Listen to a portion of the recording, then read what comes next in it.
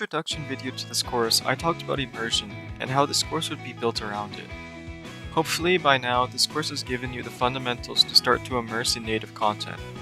You know how to memorize vocabulary through means of SRS. You know how to read hiragana and katakana, hopefully. And you know the basic sentence structure of sentences. Well, now you can hop into immersion and have at least a little bit of comprehension. So how do you immerse? Well, immersion is simply the task of listening, reading, or speaking in your target language. For now, we want more input, so let's leave speaking out of the equation. Listening and reading in Japanese will be the most important things that will count towards your language acquisition journey. So let's talk a little bit about how to do it. You can take any type of content, anime, manga, novels, dramas, movies, podcasts, anything you enjoy, and just watch, listen, or read. It is important that you are enjoying it, as most of the learning happens when you are so invested in something you don't realize you're learning at all. One thing in particular that you do have to be aware of during immersion is translated subtitles.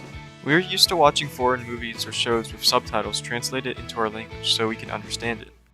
However, these subtitles will hinder your learning greatly if you keep them on. Why? Because instead of immersing yourself in your target language and paying attention to the sounds and the words of the language, you're reading in your own native language and not paying attention to the target language. Basically, you are immersing yourself half in your own language and half in your target language, and most likely you are paying more attention to reading the subtitles than you are listening to the language that you want to learn. Many streaming websites offer the option to turn off the subtitles or change them into a different language, such as Netflix or Crunchyroll. There are also websites created specifically to help you immerse and learn Japanese through shows and movies such as Animelon. Animelon has options to turn Japanese subtitles off and on, and has a transcription feature that lets you hover over a word and see its translation. While immersing, there may be many words that you don't know or can't understand, and this is where dictionaries come in handy. There's a website called Jisho that is Japanese to English dictionary that contains a lot of handy resources, such as conjugations of words, number conversions, and more.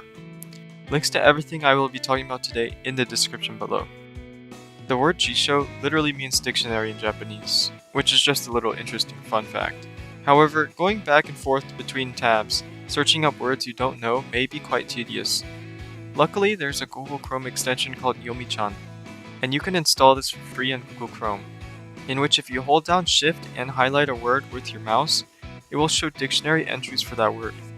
You can also connect your Anki account to the extension, and you can have Anki flashcards made instantly for you with one click for any word you are highlighting. Another great Google Chrome extension is Language Learning with Netflix.